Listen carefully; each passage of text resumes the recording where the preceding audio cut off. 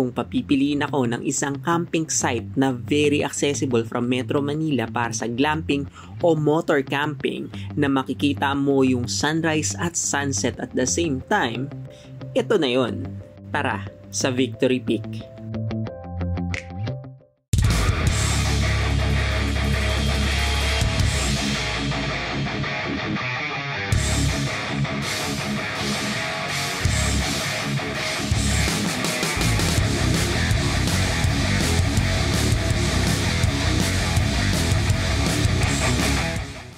What is up guys, Hate here and welcome to another motovlogging video. Solo ride muna tayo ngayon. Maaga tayong gumising para sa sunrise shoot natin sa Tanay. At ngayon naisipan ko na ituloy na yung chill ride natin hanggang sa Infanta, Quezon. Kanina wala pa yung mga fog pero nung narating na natin tong tinatawag nila na Little Baguio, ayan na yung fog. By the way guys, along Marilaki Highway lang rin to sa kilometer 90. Ito yung part ng kabundukan dito sa Quezon na talagang makapal ang fog madalas. Dito rin madaming humihinto sa daan at nagpi-picture-picture. Kaya maganda na magdahan-dahan kayo dito sa lugar na to pag dadaan kayo. Narating na natin ang ating destinasyon. Victory Peak.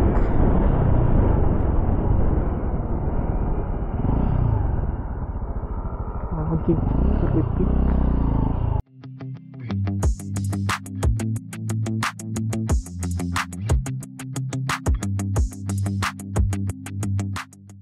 Kapal ng ulap.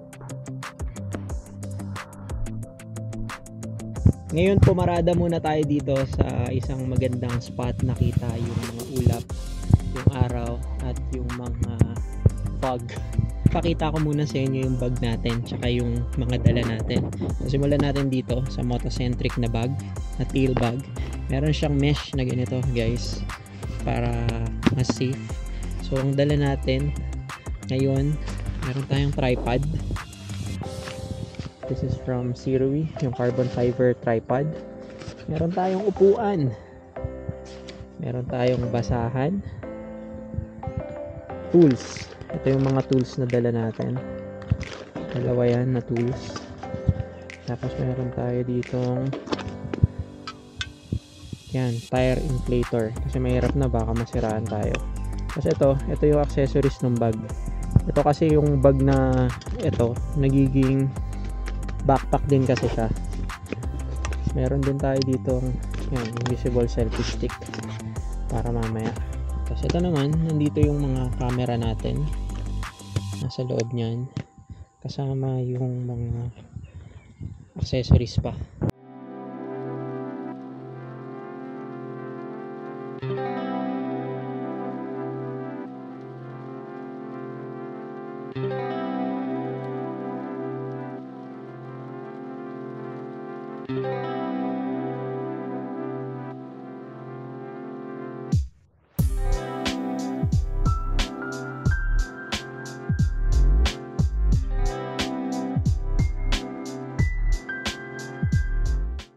Dahil nga madalas tayo sa lugar na to, naipon na yung mga videos natin dito. Iniipon ko sana talaga tong mga video clips na to para dun sa main video kung saan makukuhaan natin yung epic sunset o sunrise dito sa Victory Peak. Kaso hanggang ngayon, hindi ko pa din matimingan yung magandang moment ng sunset or sunrise. Kaya napagdesisyonan ko na lang na gawin na lang tong isang content ng isang magandang easy campsite na madaling mapuntahan sa mga gustong mag-adventure. Easy adventure basta meron kayong sasakyan kasi along Marilaki Highway lang siya. Nandito tayo ngayon sa Victory Peak. Ito yung highest elevation dito sa Marilaki Highway. At ayan, ang ganda ng kabundukan. Ito yung west side na itong Victory Peak. So dyan yung sunset. Tapos yung sunrise nandito naman sa kabila. Pacific Ocean yan. Malawak pa tong taas nila. Nandito lang tayo sa pinakabungad. Hindi ko na mabilang kung ilang beses tayo nagpunta dito sa Victory Peak. Pero hindi ko pa to nagagawan ng full content na about lang talaga sa kanya. So itong Victory Peak, ito yung highest point dito or highest elevation along Marilaki Highway. Ito rin yung spot na magandang mapicturan or magandang kumuha ng sunrise at sunset. Kasi ayan overlooking talaga siya sa bundok. May konting hike or may konting trek dito, pero kayang-kaya lang, easy trek lang. So pwede ka mag-set up ng tent dito, pero bring your own tent. Madulas to bring your own tent siya. Virgin pa tong lugar talaga, wala siyang CR or maayos na CR. May CR dun sa maliit na kubo nung caretaker dito, pero wala siyang tubig. Kaya kung plano nyo mag-camp dito, asahan nyo na or iset nyo na yung expectation nyo na walang water dito sa site and walang maayos na CR. So kanya-kanya ng diskarte yon kung paano kayo jingle at saka kung paano kayo mag-pupup. Ang entrance fee nga pala dito, kapag entrance lang, yung gusto nyo lang pumasok, hindi kayo mag-overnight, 20 pesos per person. And kung plano nyo naman mag-overnight, ang tent pitching nila dito or ang entrance per person pa rin is 320. So pwede ka magtayo ng tent mo kahit saan dyan. Naka-3 o 4 na overnight na tayo dito sa lugar, and hindi pa rin natin nakukuhaan yung the best epic sunset or sunrise dito sa lugar. Kaya binabalik-balikan natin to talaga, tong spot na to. Nagpa-fog din pala dito or talagang yung ulap nandito na sa gitna kapag na-timingan nyo. And ang daming mga alitap-tap. Then din sa gabi ang daming insekto. So set your expectation, magdala na rin kayo ng mga off lotion, ganun, insect repellent lotion. Ito yung side ng Pacific Ocean. So kung wala yung mga ulap na yan, makikita natin dyan yung Pacific Ocean, nandyan na siya. And yung Polillo Island nandyan. Medyo maraming mga campers ngayon kasi holiday ng Monday, long weekend. Pero kung matsyempohan nyo dito na kayo lang halos, napakatahimik dito. Wala siyang ilaw. So ang ilaw mo dito is yung buwan tsaka yung mga stars. Tapos napakalamig.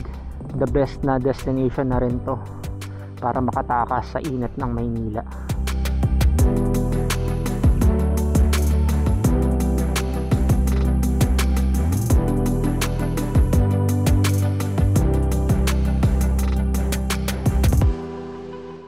Tip lang, pag pupunta kayo dito ay iset nyo yung expectation nyo na ito ay halos virgin na campsite talaga.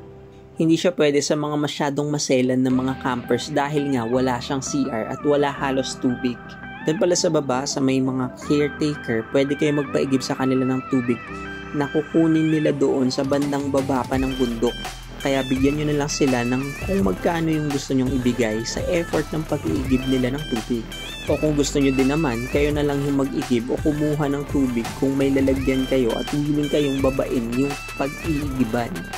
Siyempre magsasakyan kayo pag pupunta kayo doon kasi medyo malayo-layo din kung lalakarin nyo yun.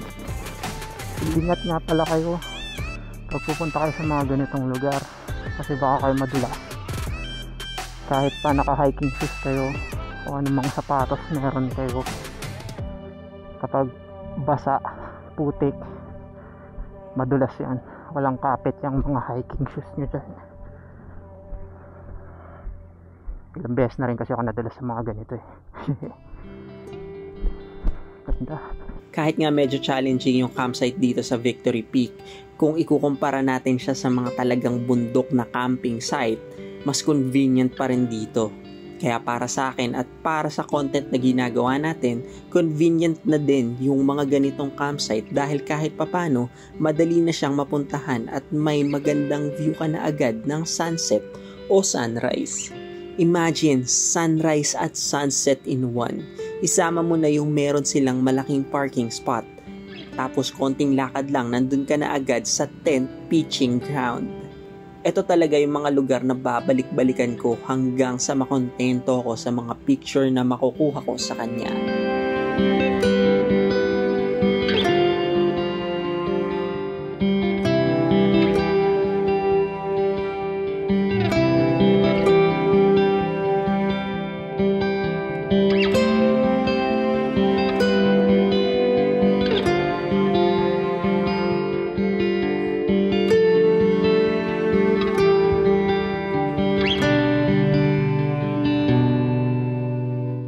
So I guess that's it for me, guys. Thank you for watching. Don't forget to like and subscribe.